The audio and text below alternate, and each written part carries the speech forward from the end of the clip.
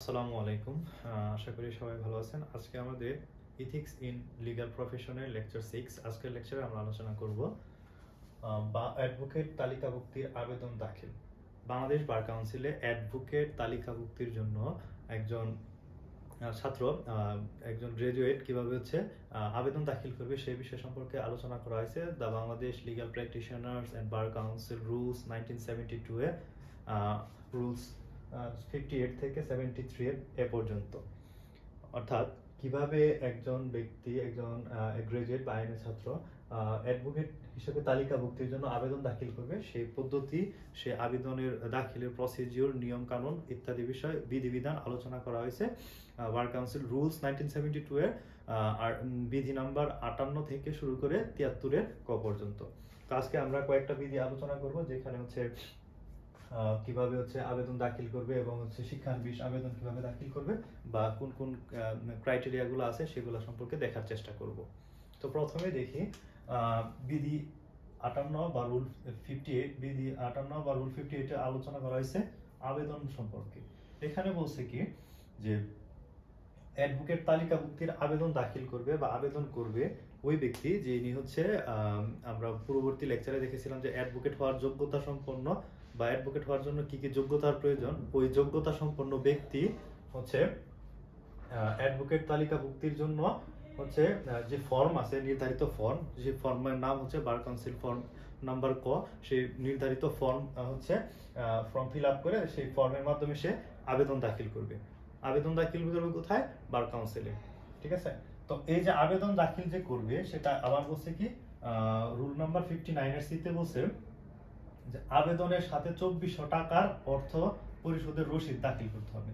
এই যে ফর্ম এ অনুসারে আবেদন দাখিল করবে বার কাউন্সিলে একজন অ্যাডভোকেট তালিকাভুক্তির জন্য। তো এই যে আবেদন যখন দাখিল করবে তখন সে আবেদনের সাথে 2400 টাকার একটা অর্থ পরিশোধের রসিদ সে দাখিল করবে। কত টাকার? 2400 টাকার একটা অর্থ পরিশোধের রসিদ দাখিল করবে এই আবেদনের সাথে।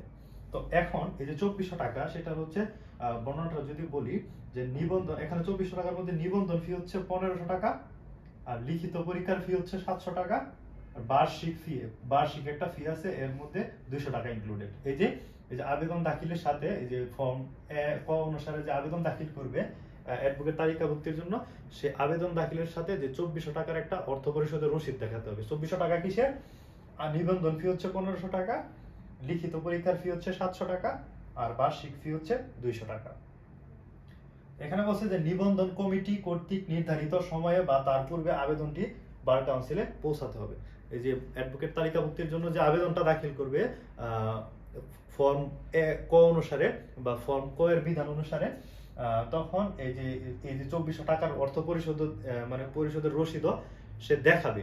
এবং এই ফর্মটা এবং আবেদন ফর্মটা এবং টাকার যে রসিদ সহ যে আবেদনটা দাখিল করবে সেটা এই যে নিবন্ধন কমিটি আছে আমাদের বার কাউন্সিলে।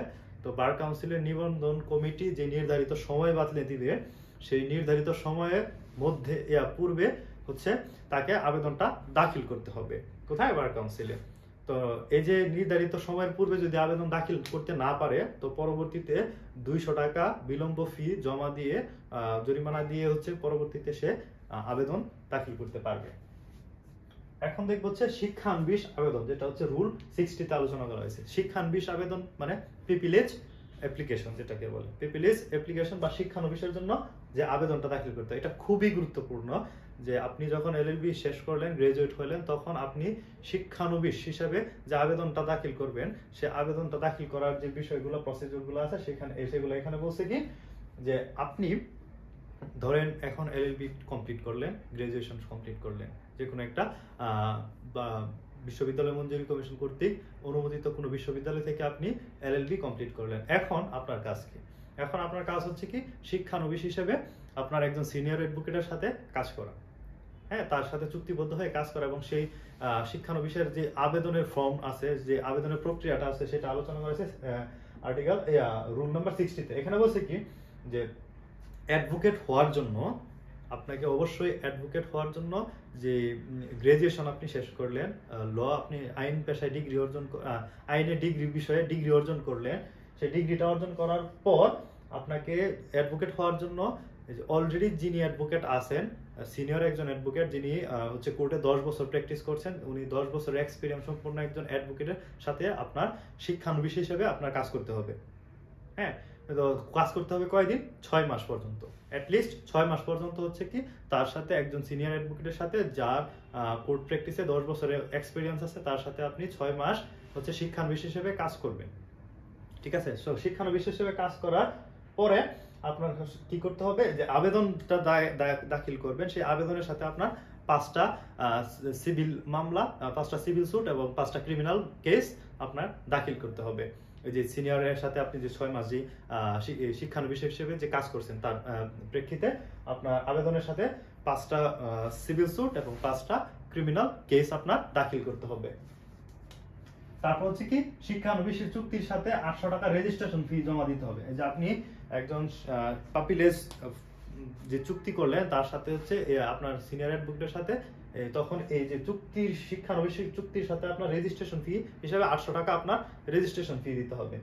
এবং বার কাউন্সিলের অনুমতি ছাড়া একজন সিনিয়র যিনি হচ্ছে 10 বছর অভিজ্ঞতা সম্পন্ন কোন একজন সিনিয়র অ্যাডভোকেট, উনি বার কাউন্সিলের অনুমতি ছাড়া একসাথে 4 জনের বেশি নিতে পারবেন না, কি শিক্ষানবিশ হিসেবে নিতে পারবেন না। আরেকটা হচ্ছে কি চুক্তি করার দিন হতে 30 দিনের মধ্যে আবেদনটা হচ্ছে বার কাউন্সিলের মধ্যে পৌঁছায় দিতে হবে। এই যে যেদিন থেকে চুক্তিবদ্ধ হয়েছে সিনিয়রের সাথে সেদিন থেকে 30 দিনের মধ্যে হচ্ছে কি আবেদনটা বার কাউন্সিল অফিসে পৌঁছায় দিতে হবে।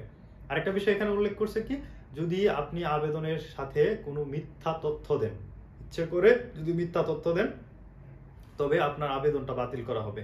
এবং সেই ক্ষেত্রে আপনার এই যে মিথ্যা তথ্য দিলে, আবেদনের সাথে মিথ্যা তথ্য দিলে হচ্ছে কি আপনার নিবন্ধনটা 5 বছরের জন্য বাতিল হবে। আপনি 5 বছরের মধ্যে আর পরীক্ষা দিতে পারবেন না। আপনাদেরকে যদি একটা পিপিএস ফর্ম দেখায়, এই যে এরকম একটা পিপিএস ফর্ম, এখানে আপনার এই যে অনলাইনে হচ্ছে অ্যাপ্লিকেশন করা যায়, এবং অনলাইনে অ্যাপ্লিকেশন করার পরে এই যে আপনার একজন সিনিয়রের সাথে এখানে কন্ট্রাক্ট করলেন, একটা কন্ট্রাক্ট পেপার আসে। হ্যাঁ, এরকম একটা কন্ট্রাক্ট পেপার আসবে। এই যে আপনি কোন ডেটে আবেদন করলেন, একটা কন্ট্রাক্ট পেপার আছে, সিনিয়রের অ্যাডভোকেটের সিল সিগনেচার আছে, এবং হচ্ছে 2 জন সাক্ষীর সিল সিগনেচার আছে। এই যে এফিডেভিট করলেন, তারপর হচ্ছে এখানে 100 টাকার একটা স্ট্যাম্প আছে। হ্যাঁ, এরকম করে হচ্ছে একটা দিতে হয়, এবং আপনাদের প্রয়োজনীয় ডকুমেন্ট সার্টিফিকেট দিতে হয়, এগুলো আপনারা ওয়েবসাইটে পাবেন। তো এই যে এটা হচ্ছে হলুদ কার্টিস পেপারে থাকে, এটা পিডিএফ ফটোকপি, এই জন্য এরকম সাদা কালার।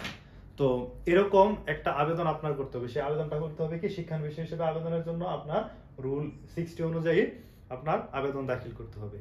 তো আজকের আলোচনা এতটুকুই।